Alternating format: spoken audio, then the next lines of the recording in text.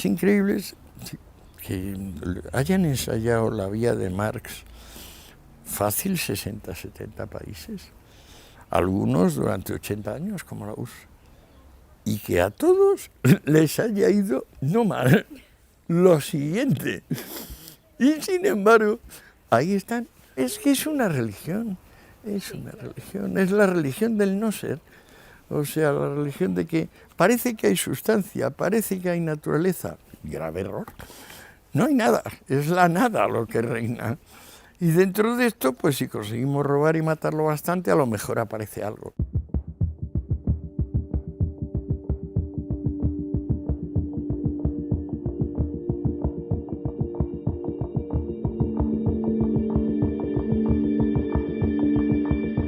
Se puede dar un giro al giro y decir que Marx ha sido tremendamente positivo por haberle metido el miedo en el cuerpo a todos los caciques y jerarcas que reinaban en el mundo, y les ha metido miedo y ha obligado a los liberales a ser liberales y a los demócratas a ser demócratas.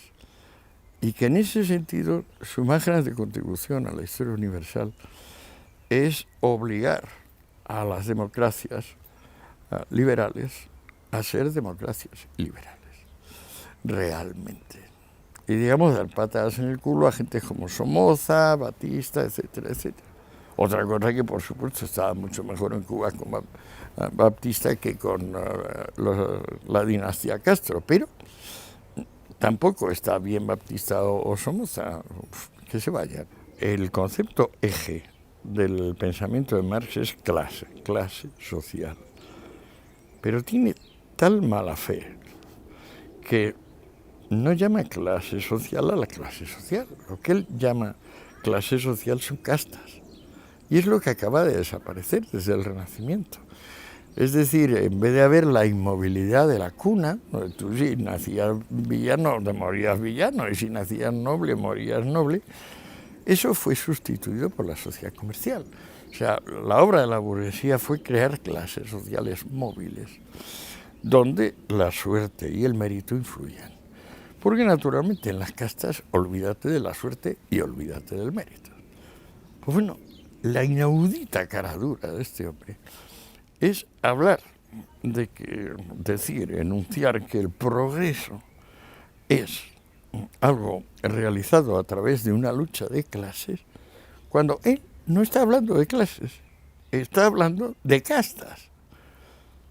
Ese equívoco, es un equívoco burdo, no lo ha denunciado todavía nadie, ni en enseñanza secundaria ni en enseñanza universitaria, que yo sepa.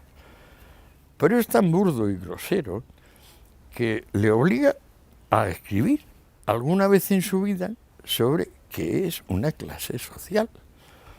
Y es verdad, ¿y cuándo lo hace? ¿A qué casualidad? El día antes de morirse.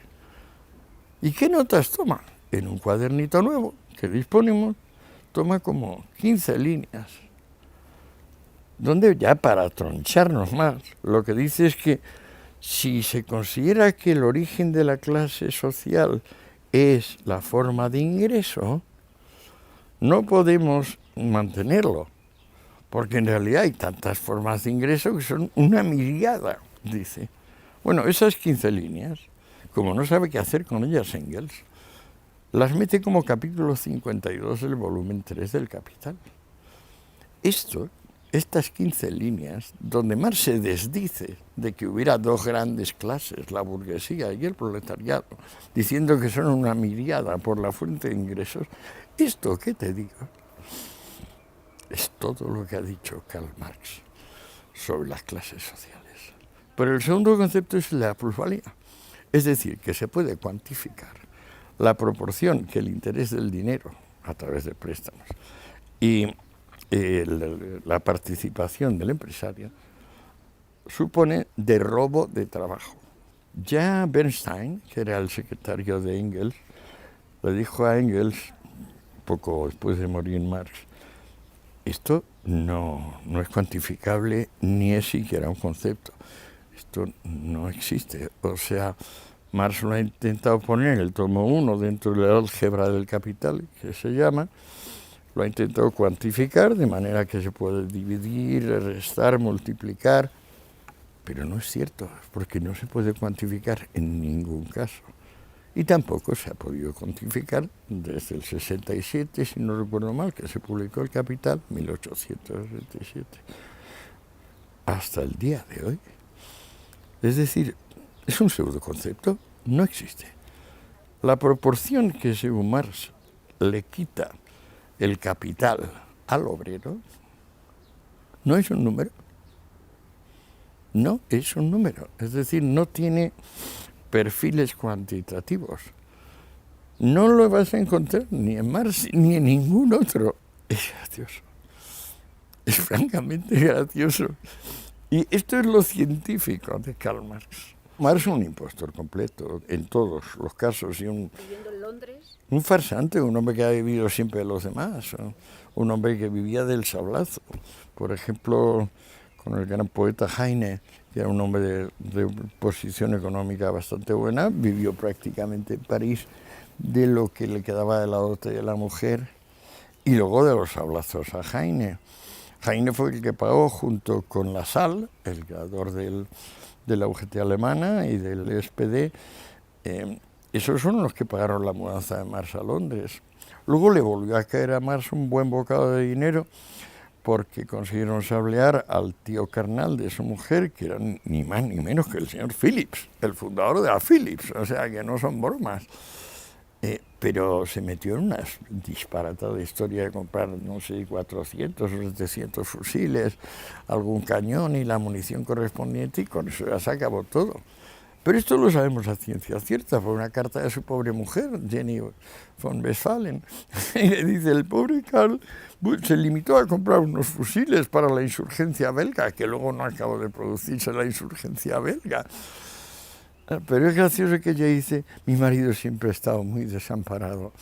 Ha ayudado a muchos y luego cuando toca ayudarle a él no le ayudan. Falso. Ha vivido de ella, de su familia, el 90% del tiempo. Luego vivió de Engels, le forzó incluso alguna estafa que lo hubieran podido meter en la cárcel, falsificando un cheque.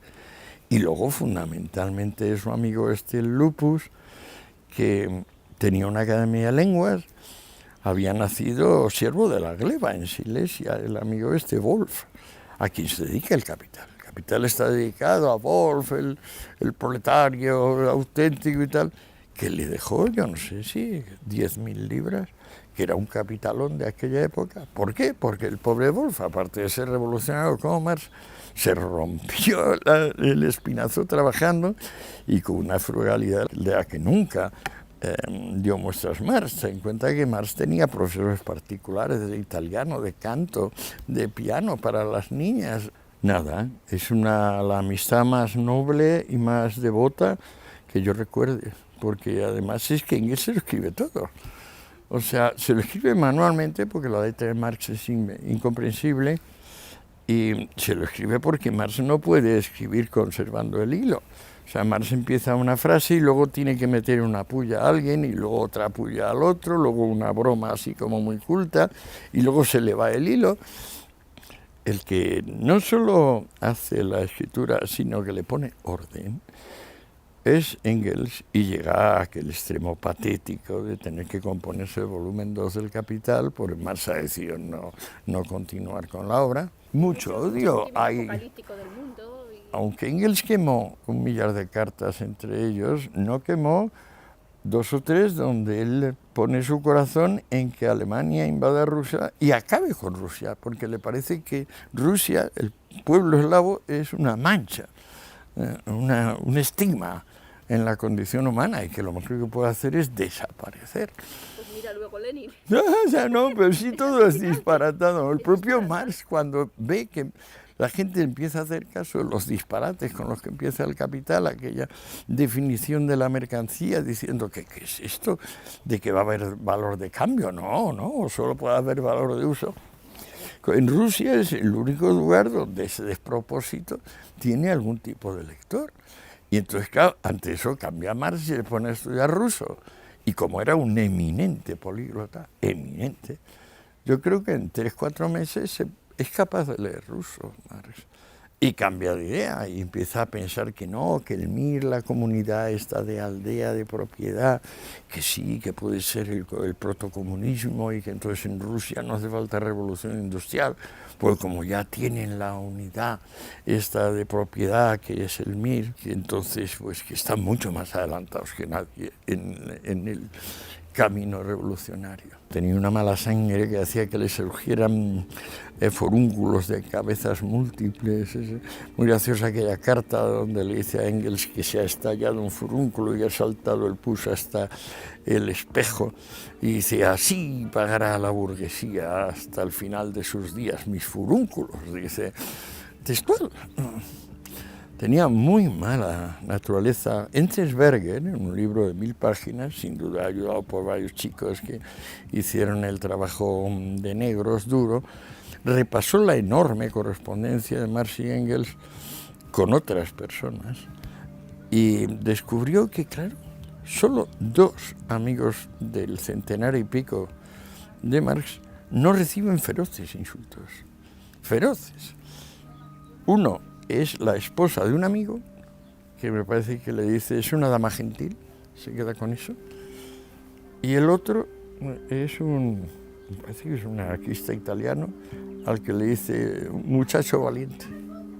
Todos los demás reciben devastadoras sartas de insultos, porque él en ese sentido es un genio como Quevedo, como Aristófanes, es un genio de la invectiva. Y además eso también le interrumpe continuamente cuando escribe, porque no puede evitar que de repente al mencionar a John Stuart Mill dice sí, y entonces menciona un defecto del pie izquierdo. Él vivía envuelto en la nube esa de tabaco y alcohol, donde estaba sumido, y sobre todo de rencor, de resentimiento profundo, esa sensación de que no sirve para nada, de que se le ha muerto su hijo Edgar a los 8 años porque él no se ha ido a trabajar a la Academia de Woolf. O sea, él es el verdadero lingüista y el políglota que podía haberse forrado en vez de Woolf en la Academia. ¿Era su íntimo? Pues no, ¿cómo va a trabajar él? No, es como si Jesucristo se fuera a trabajar en la carpintería de su papá. No. Menudo tío.